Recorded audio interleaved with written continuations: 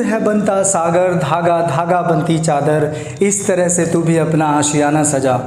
Guys ये जो lines है ना गाने की, ये मुझ पे और मेरे जैसे कई लोगों पे बहुत फिट बैठती है जिनकी जो फैमिली है यूट्यूब पे है। गाइज़ हम ज़ीरो से आज 1000 पार कर चुके हैं और इसका सारा क्रेडिट आपको जाता है। मैं आप लोगों का तहे दिल से धन्यवाद करता हूं कि आप लोगों ने मेरे चैनल को बहुत पसंद किया, बहुत सारा प्यार दिया, बहुत सारे लोगों को शेयर किया। एंड गाइज़ इसी तरह से अपना प्यार बनाए रहिए। मैं आप लोगों के लिए इंग्लिश सीखने के लिए ज़ीरो से बहुत सुंदर, बहुत अच्छे अच्छे वीडियोज़ ऐसे ही लाता रहूँगा। बहुत बहुत धन्यवाद आपका फिर से, जो आप लोगों ने इतना सारा प्यार दिया। ये जो हम आज 1000 पार है, अगर आपका ऐसे ही प्यार बना रहा तो हम 1000, 1 करोड़ और पता नहीं कितने सारे लोगों को इस परिवार से जोड़ देंगे और हमारा प्यार का ये सिलसिला ऐसे ही चलता रहेगा और हम बहुत सारे लोगों को इंग्लिश सिखाते रहेंगे। तो गाइस हर बार की तरह आज फिर से मेरे पास वो 5 बेसिक वर्ड्स हैं जो होते तो बहुत बेसिक्स हैं, लेकिन फिर भी लोग उन्हें मिस प्रोनाउंस करते हैं। तो चलिए देखते हैं आज के वो 5 बेसिक वर्ड्स क्या हैं। चलिए, तो ये रहे आज के वो 5 बेसिक वर्ड्स जो हैं तो बेसिक्स, लेकिन फिर भी लोग इन्हें मिस प्रोनाउंस करते हैं। चलिए देखते हैं पहला शब्द क्या है और आप इसे क्या बोलते हैं। तो जो पहला शब्द है ये रहा आपके सामने, देख सकते हैं आप। कोशिश कीजिए, क्या बोलते हैं आप। एक बार तो आपने इस शब्द को ज़रूर बोला होगा जिस प्रकार से हम इस पेंडेमिक में अभी गुजर रहे हैं। तो मैं बताता हूँ, अधिकतर लोगों से मैंने ये सुना है और लोग इसे मिस प्रोनाउंस करके बोलते हैं क्वारंटाइन, जो कि गलत है। इसका जो सही साउंड है इट्स कॉल्ड क्वारंटीन, क्वारंटीन ना कि टाइन। तो आप इसे टाइन ना बोलकर बोलेंगे teen, so it will become quarantine. So from today onwards you have to speak this word quarantine. अगला जो शब्द है और उसके साथ जो उसके बाद का जो शब्द है, ये दोनों एक जैसे हैं, लेकिन पहले की बात करते हैं। तो जो पहला है वो है COMB। क्या पढ़ते हैं आप इसे?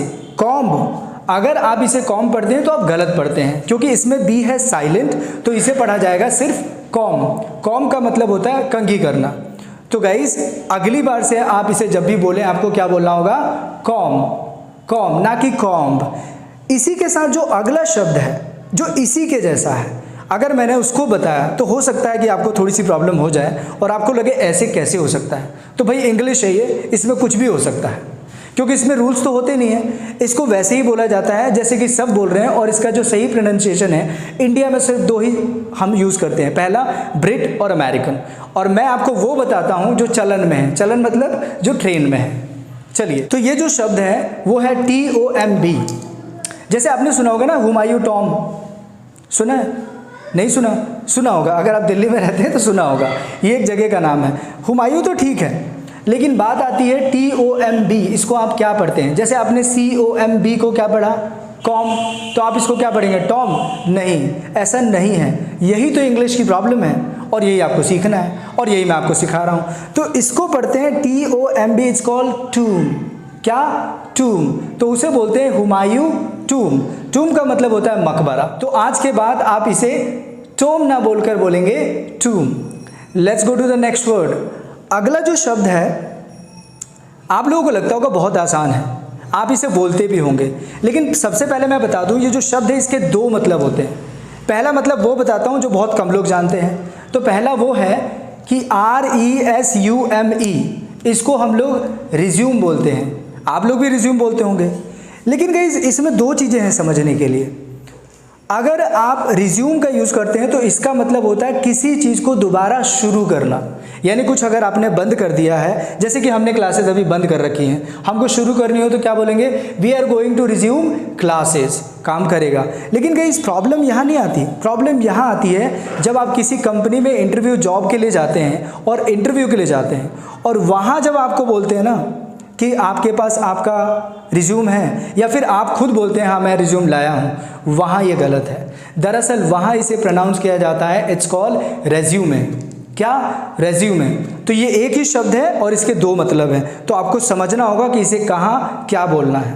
वेल अक्सर लोग इसे यूज़ करते हैं कंपनीज में जब जाते हैं इंटरव्यूज़ वगैरह के लिए। तो नेक्स्ट टाइम से जब भी आप इस शब्द को प्रोनाउंस करें you have to say resume. Let's go to the next word.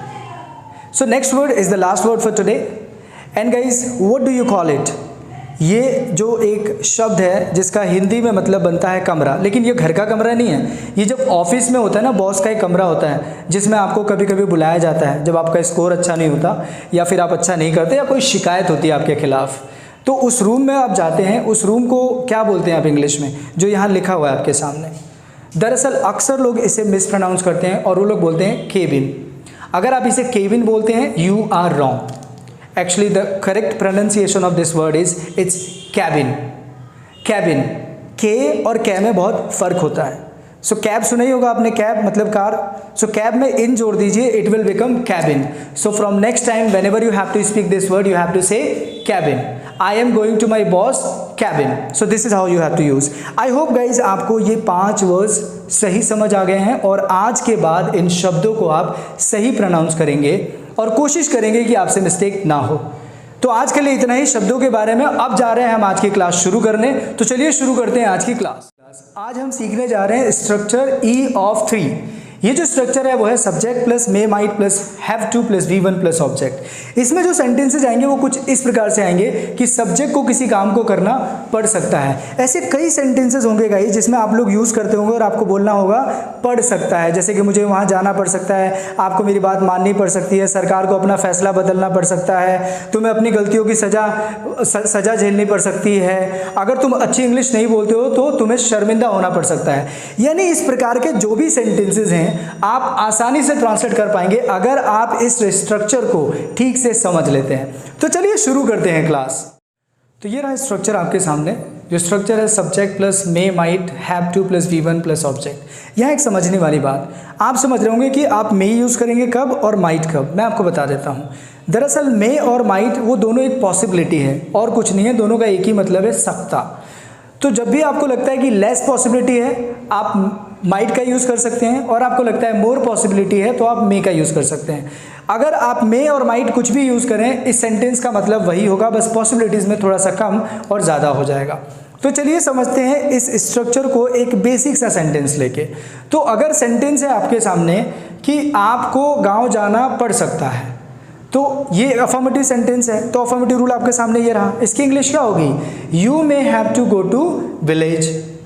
यही सेंटेंस नेगेटिव में हो जाए कि आपको गांव जाना नहीं पड़ सकता, सो नेगेटिव रूल चाहिए, ये रहा आपके सामने। और English you may not have to go to village. Sentence अगर इंट्रोगेटिव में हो जाए, इंट्रोगेटिव क्या, जो क्या से शुरू होते हैं, तो क्या आपको गांव जाना पड़ सकता है, तो इंट्रोगेटिव रूल आपके सामने ये रहा। और इसकी इंग्लिश क्या होगी? May you have to go to village. यही सेंटेंस इंट्रोगेटिव नेगेटिव में हो जाए, क्या आपको गांव जाना नहीं पड़ सकता, so may you not have to go to village. Sentence अगर WH में हो जाए कि आपको गांव जाना क्यों पड़ सकता है, so why may you have to go to village. यही सेंटेंस WH नेगेटिव में हो जाए, आपको गांव जाना क्यों नहीं पड़ सकता, so why may you not have to go to village.